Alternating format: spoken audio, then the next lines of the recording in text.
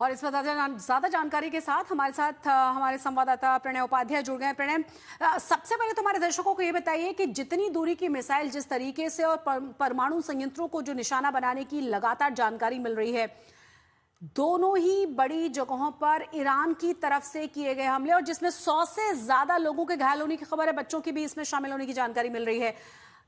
क्या जानकारी और मिली है रेडियो एक्टिव के बारे में खास तौर से?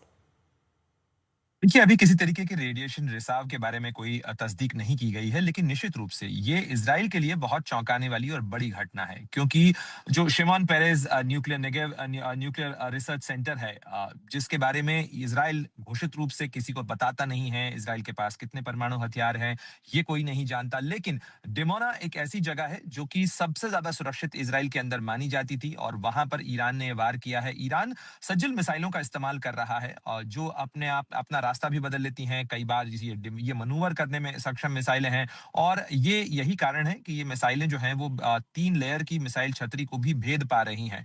और निश्चित रूप से ये एक बड़ा एस्केलेशन ज़रूर है, क्योंकि प्रधानमंत्री कार्यालय जो है इज़राइल का, उसकी तरफ से कहा गया है, आईडीएफ की तरफ से कहा गया है कि हम पहले से इस चीज़ को लेकर ताकीद करते रहे कि ईरान के पास में 4000 किलोमीटर तक वार करने वाली मिसाइलें मौजूद हैं। और देखिए किस तरीके से ये जो मिसाइल है, इसने काफ़ी दूरी तक वार किया है इज़राइल के अंदर, और ये बताता है कि ईरान के पास में लंबी दूरी की मिसाइलें हैं, जिससे वो अब तक इनकार करता रहा। साथ ही आप देखें कि आईडीएफ की तरफ से इस घटना के बाद जो बयान जारी किया गया है इज़राइली डिफेंस फोर्सेस की तरफ से, उसमें उन्होंने केवल इज़राइल तक इसे सीमित नहीं रखा है। उन्होंने कहा है कि ये दुनिया के लिए चेतावनी है कि अब लंदन, पेरिस और बर्लिन जैसे शहर जो हैं, वो भी जी, इन मिसाइलों की जद के अंदर हैं, और इसीलिए अब दुनिया को सोचना चाहिए कि ईरान की ये जो सत्ता है, ईरान का ये जो रवैया है, उसको कितने दिनों तक बर्दाश्त किया जाए। बिल्कुल प्रणय, बने रहें आप हमारे साथ और साथ ही साथ अपने दर्शकों को 10 बड़े अपडेट भी हम दे दें इस पूरे के पूरे युद्ध से जुड़े हुए, जो लगातार भयावह स्थिति में पहुंचता जा रहा है। 23वां दिन है आज।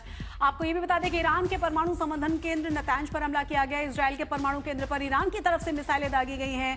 लगातार रेडियो एक्टिव के रिलीज होने की बात या उसके लीक होने की बात चिंता का विषय जरूर बनी हुई है, लेकिन कहा यह गया है कि अभी इस तरह की जानकारी नहीं है। ईरान के हमले में 100 से ज्यादा लोग घायल हुए हैं, जिसमें कुछ बच्चे भी बताए जा रहे हैं, क्योंकि जो तस्वीरें सामने आई हैं, पूरी की पूरी इमारत जमींदोज हो गई थी। तुरंत ही वहां रेस्क्यू ऑपरेशन शुरू किया गया था।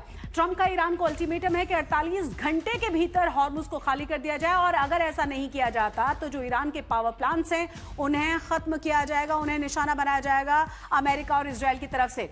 हॉर्मुज अगर नहीं खुला तो ईरान के पावर प्लांट्स को निशाना बनाया जाएगा। प्रधानमंत्री मोदी ने ईरान के राष्ट्रपति से बात की है, और साथ ही साथ आपको ये भी बता दें कि हमारे विदेश मंत्री की ईरान के विदेश मंत्री अगाची के साथ भी बात हुई है, जिसमें हॉर्मुज स्ट्रेट को सुरक्षित खोलने और बाकी की चीजों के बारे में जानकारी एक दूसरे के साथ शेयर की गई है। साथ ही अपने दर्शकों को हम ये भी बता दें कि इस वक्त की बड़ी और अहम खबर एक और मिल रही है कि इजरायल ने पलटवार किया है इन 2 बड़े हमलों के बाद, जो बैलिस्टिक मिसाइलें दागी गई थी ईरान की तरफ से। उसके बाद जानकारी है तेहरान से कि इजरायली एयरफोर्स ईरान के इंफ्रा को पूरी तरह से खत्म करना चाहती है।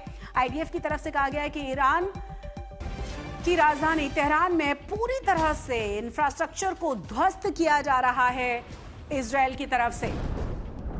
ये आपकी तस्वीरें, तबाही की तस्वीरें लगातार आ रही हैं, और पहले और बाद की अगर तस्वीरें देखेंगे तो पूरी तरह से जमींदोज इमारतें, तमाम मलबे, अलग अलग जगहों पर बुरे हालात पूरे शहर के नजर आ रहे हैं। और इसी के बारे में आईडीएफ की तरफ से कहा जा रहा है कि पूरे इंफ्रा को खत्म किया जा रहा है इजरायल की तरफ से।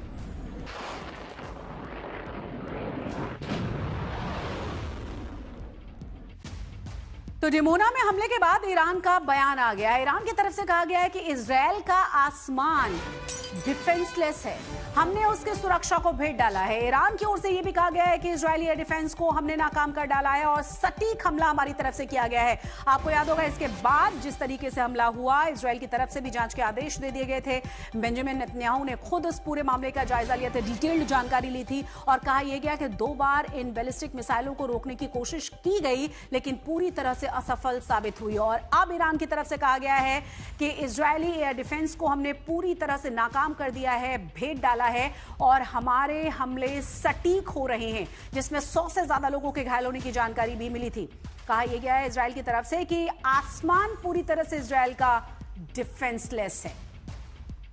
ज्यादा जानकारी के साथ प्रणय हमारे साथ लगातार जुड़े हो। प्रणय, ये वाकई में बहुत चिंता का विषय है, दूरी की मिसाइलें और जिस तरीके से अब कहा जा रहा है कि एयर डिफेंस सिस्टम पूरी तरह से इजराइल का डिफेंसलेस है और वहां पर भी जांच के आदेश दे दिए गए कि कैसे असफल रहा 2 बार ट्राई करने के बावजूद भी।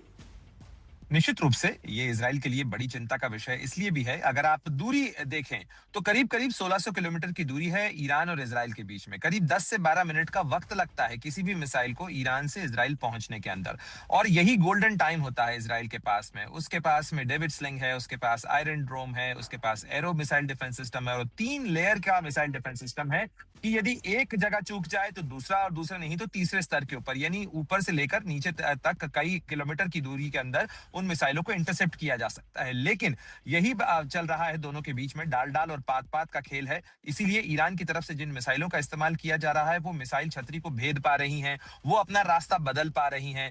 खासतौर पर जो मनूवरेबिलिटी होती है इन मिसाइलों की, वो इजराइल के लिए ज्यादा बड़ी चिंता का विषय है। और जिस तरीके से धमाके हो रहे हैं, डिमोना तक किसी मिसाइल का पहुंचना इजराइल के लिए बड़ी चिंता का विषय है, क्योंकि ये इजराइल का दक्षिणी हिस्सा है और इसकी दूरी ईरान से कहीं ज्यादा है। इसीलिए जांच के आदेश भी दिए गए हैं और जी खास तौर पर यह भी दुनिया जानना चाहेगी कि अगर वहां पर एक न्यूक्लियर रिसर्च सेंटर है जी और वहां पर न्यूक्लियर मटेरियल है, तो क्या उसमें किसी तरीके का रिसाव हुआ है, जिसका जिक्र अभी थोड़ी देर पहले आप कर रही थी।